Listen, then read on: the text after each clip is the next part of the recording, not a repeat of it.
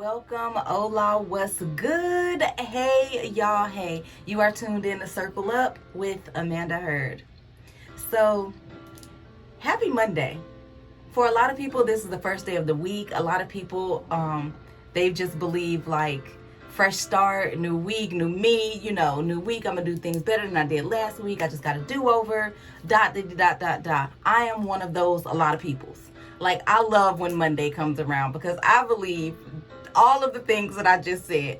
I get to start over. Everything that I feel like I failed at or didn't accomplish last week, I have a fresh start. And now I can do it this week. I have a new try. So happy Monday. Happy fresh start day, okay?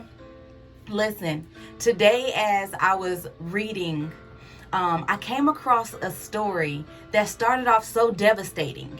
It started off so traumatizing. It was so frustrating and aggravating, and it was everything that just made you that brought up all the negative things inside of you and just wanted to get it all out. But as I continued reading, the story ended up in completion. It ended out well. It ended out smooth. It ended out great. It made me think in the beginning, why did I even allow myself to get so worked up anyhow? And it's not even a story that I'm unaware of or have never read before. It was actually a story that I once was in love with. It's a story that I once would recite all the time. But this morning I was reminded of the story. And because of what takes place in this story, it helped me in my place of just having a fresh start, having a do-over, having that reset button pushed. For a time, side note, maybe it's some of y'all out there that's like me, but for a little time, I started to drift off and get a little frustrated. I started to doubt a little bit. I started to kind of lose sight of the vision. I started to kind of put everything that I had my faith so strong in for this particular thing. I was starting to allow it to crumble and decay, just kind of get away from me. And it looked like the promise that was spoken to me was no longer going to come to pass. And this is a real thing. This feeling was so real. It made me question, did I even hear what I said I heard? Do I even believe that I actually heard what I heard? But I learned something. I learned that, or more so, I was reminded of something. I was reminded that our timing will never match God's time. Our timing in things doesn't make sense according to the bigger plan. We have to be able to relax in patience. We have to be able to take on the full understanding that God's timing is always the perfect timing. Whether it's a week down the road, a month down the road, a year down the road, or even a decade down the road, if that is so and it's aligned with His timing, we must be at rest with the understanding that that is the perfect timing for whatever to take place that was promised to us. And so, like I said, this side note, if any of y'all are out there that are like me and just, God speaks to us, tells us something, or somebody confirms something to us and we're like, yes, we put this timestamp on it. And sometimes it's not even a timestamp that we, note in our mind, like, oh, by next year, or oh, by the end of this year, I'm a so-and-so, because we do those too. But sometimes it's just one of those timestamps that we place unconsciously, like, for instance, if God said, oh, you're gonna have a house, I'm gonna give you a house, you're gonna get a house, house. It's almost like we keep going and we're happy and we're excited and we're moving on it, and time goes on and time grows, and then it seems like the excitement begins to die down because you don't see what you heard, and things around you seem like they're falling apart more than ever before. And finances begin to drop more than ever before. And then you're stuck like, house who? House where? Did he really say house? Maybe he didn't say house. Maybe that's what I really wanted. Or maybe that's something I was desiring all hard. And, and I thought that because I'm doing this, I deserve that. you just start playing with the thoughts of what it could have been. But this story reminded me that, to be sure, if that's what you heard, then that's what you heard. And if God spoke it, then it is so. Your timing does not make it not so. His timing is always so right. Okay? So let's dive right in. So in this story, and I know you're probably going to listen to this story and be like, Amanda, how in the world did you get that out of this story? But listen, in this story, this woman was continuously provoked. This woman was continuously at a place where she was strongly annoyed. She was in the presence of someone who kept picking at her and comparing her and pushing her to this place where she just wanted to throw it all in. Like, she just wanted to, I'm sure she was feeling like enough is enough. Like, why me? I'm sure she was feeling like what is wrong with me? I'm sure she just began to take on all these emotions that went against her true identity, that went against who she really is and all that she really has and the promise that God already had over her life. She was provoked time and time again, day in and day out. I'm telling you, this woman was provoked, okay? She was so bitter in her soul. Because think about that. If you got something that's continuously attacking you or provoking you or making you feel less than, you begin, those thoughts, and they begin to sink in. You open up the door and allow them to have a room inside of you. And if you're dwelling in these things that are so heavy, if you're dwelling in these things that go against your purpose, if you're dwelling in these things that go against the plan that God has for you, then of course your soul is going to be weakened. Your soul is going to become this just ill state, this ill thing that doesn't know how to work its way out of that place. I'm sure she was hurt. She was angry. She was frustrated. This is a place where she was dwelling in for quite some time. It got so bad that it was as if it was sickening her. She stopped eating. She stopped drinking. Her husband was looking at her like, what's wrong with you? Like, am I not better than this thing? Am I not better than these things?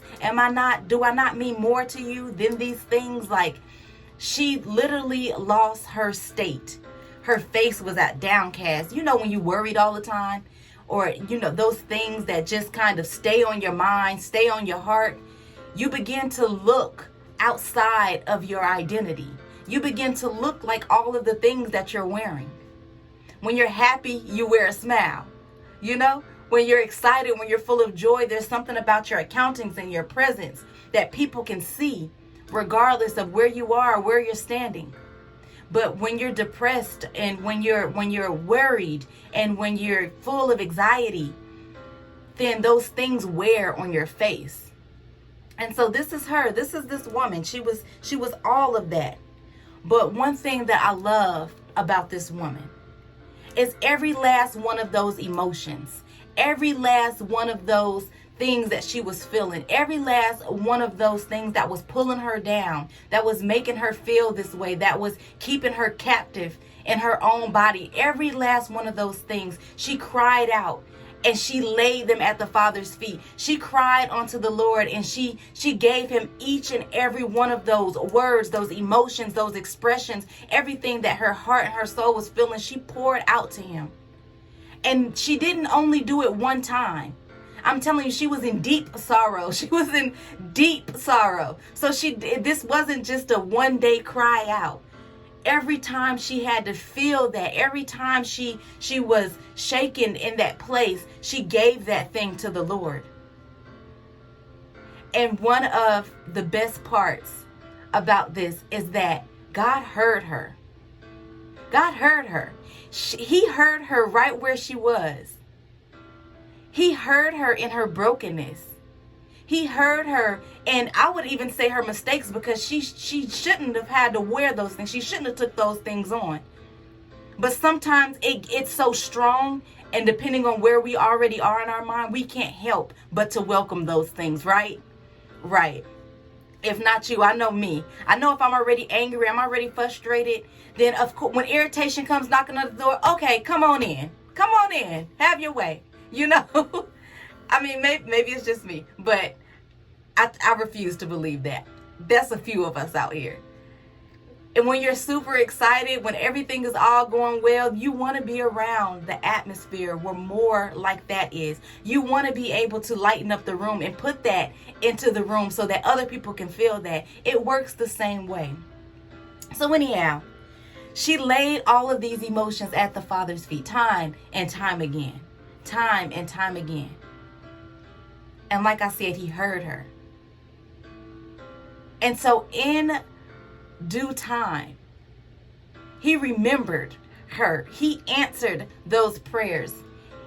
The very thing that she was seeking, the very thing that she wanted so desperately, the very thing that she visioned, the very goal that she had written down, the very promise that she was looking forward to was given to her. And so because of that, and there's so many ins and outs and tails to this story, but my focus isn't dwelling on the entirety of the story. My focus is on this, the reset that I was able to receive throughout this story. The focus was this. God spoke something to me, and I was so excited about it in the beginning. And as I said, as the journey went on and time just began to build up, my excitement began to come down. When I thought about what the thing that he said shall come to pass would come to pass, my hopes began to get a little bit smaller. My faith began to shake a little bit. My joy about the particular thing started to become non-existent. And then I wore it. I began to wear all of those things. So no longer did I strongly believe that it was going to come to pass. I started doubting what I heard. I started doubting the vision. I started doubting the goal. I started doubting the promise. I did all of these things. But because of this, I was reminded that I don't have to live in that place. I'm sure of what he said. When he said what he said, I'm so sure of it. I'm sure, I know it was so. And just because the time isn't adding up, it does not mean that it shall not come to pass. My job is to, when I get in those places, lay those emotions at his feet. Give him those things. Say, okay, I'm stuck in this thing of time. I'm trapped in this bubble of time, and it's not happening right now, so I'm frustrated. And give that to him. And understand that whether you go through trials, whether you go through things that make it seem like the thing that he spoke was impossible, whether you go through things that make it seem like that was all you, whether you go through things that make it seem like now you're going to be compared because, you know, you said this thing and it hasn't happened yet, or maybe you told some people this thing and so they're comparing you and your lifestyle to the way that it should look according to their eyes because of what you spoke. Or maybe, I don't know, maybe people begin to talk about you, or sometimes it doesn't even have to be people. You allow your mind to do so much doubting that now it's you talking about yourself, and you feel like it's other people that's attacking you and you're attacking yourself. But in that, be assured that God works out all things for the good. He works out all things. All of those things, all of those places of confusion, all of those places of comparison, all of those places of doubt, all of those trials and tribulations. He's working out all of those bad things for the good. For the good. And with that, it lets me know that that promise that he made me, that goal that I had, that vision that was so locked in, is still into play. It still is so. It just has yet happened because I was seeking for it in my time when I should have been seeking for it in his time. Being okay and resting in patience. Being okay and trusting in his word. Being okay and it not happening when I expected it to happen. I'm here just to encourage someone today that if you take those things, every piece of that frustration, every piece of that aggravation, every piece of that anger, every moment of being upset, every moment of being forgetful, every moment of not understanding, every moment of just feeling downcast or confused, every trial, every tribulation. If you take this time, take those times and give them to the Father. Lay out an emotion. Give all of those emotions collectively to Him. He will reassure you that it still is so. That His word, that His will, that His promise for your life is so. Hope this was able to bless somebody, encourage someone, uplift someone, reset someone. If not, look, there's much more where that comes from. And I'm sure there's something out there for you. But as for me and those that it did, be blessed, family. Talk to you soon. Bye.